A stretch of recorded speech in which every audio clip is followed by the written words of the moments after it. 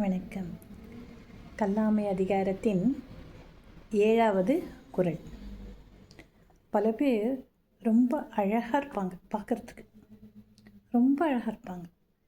அவங்கள பார்த்தாலே நமக்கெல்லாம் ஆசையாக இருக்கும். எவ்வளோ அற்புதமான ஒரு உருவமா, அப்படியே செதுக்கி வச்ச சிலை மாதிரி இருக்காங்கன்னு சொல்லுவோம் இல்லையா? அது மாதிரி இருப்பாங்க. அது ஆண்களாக இருந்தாலும் சரி, பெண்களாக இருந்தாலும் சரி, ரொம்ப அழகான உருவ அமைப்போடு அவங்க இருப்பாங்க. அதை பார்த்து நம்மளாம் என்ன சொல்லுவோம்? ரொம்ப சந்தோஷப்படும்ப்பா, அந்த மாதிரி இருக்கணும்டா, அழகாக இருக்காங்கல்ல அப்படின்னு சொல்லுவோம். ஆனால் அவ்வளோ அழகாக இருக்கக்கூடிய மனிதர்கள் படிக்காதவங்கன்னு சொன்னால் நாமளே என்ன சொல்லுவோம்? அது பார்க்குறனால அழகாக இருக்காங்க, எங்கே அது படிக்கவே மாட்டேங்குது, படிப்பறிவே இல்லாத தற்குறியாக இருக்கிறது அப்படின்னு நம்ம சொல்லுவோம் இல்லையா? அப்போது என்னதான் உருவம் அழகாக இருந்தாலுமே கல்வி என்பது இன்றியமையாத ஒன்று என்பதை வள்ளுவம் இங்கே வலியுறுத்தி கூறுகிறது. அதை எதற்கு ஒப்பிடுகிறார்னு பார்ப்போமே. அழகாக இருக்கிறவன் படிக்கலன்னா அது சிறப்பில்லை அப்படின்னு சொல்கிறாரு இல்லை. அதை எதோட சேர்த்து சொல்கிறாருனாக்கா,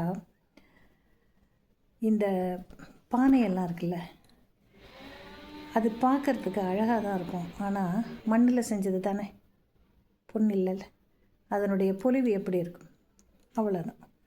அது அழகு எப்படி இருக்குன்னா, ஒரு மண்பானை எவ்வளோ அழகாக இருக்கோ அதுக்கு உடஞ்சிரும்ல. அதை தான் இங்கே சொல்கிறார். அவனுக்கு சமுதாயத்தில் எந்த விதமான மதிப்புமே இருக்காது அப்படிங்கிறத இந்த குறளில் வள்ளுவர் அழகாக நமக்கு கூறுகிறார். பார்க்கலாமா? நுண்மான் நுழை புலம் இல்லான், நுண்மான் நுழை புலம் இல்லான், எழில் நலம் மண்மான் புனை பாவையற்றே. நுண்மான் நுழை புலம் இல்லான், எழில் நலம் மண்மான் புனை பாவை அற்று.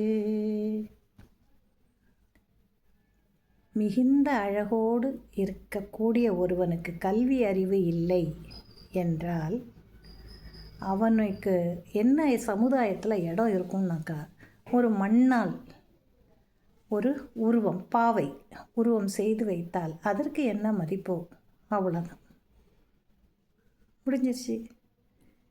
கல்வி அறிவு இல்லை என்றால்னா கலர் நிலத்துக்கு உப்பு, அது மட்டுமா?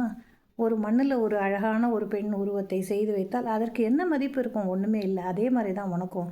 நீ உடல் அளவில் எவ்வளவு தான் அழகாக இருந்தாலும் கற்கவில்லை என்றால் அந்த அழகிற்கு எந்த ஒரு மரியாதையோ மதிப்போ கிடையாது என்கிறது இந்த குறள்.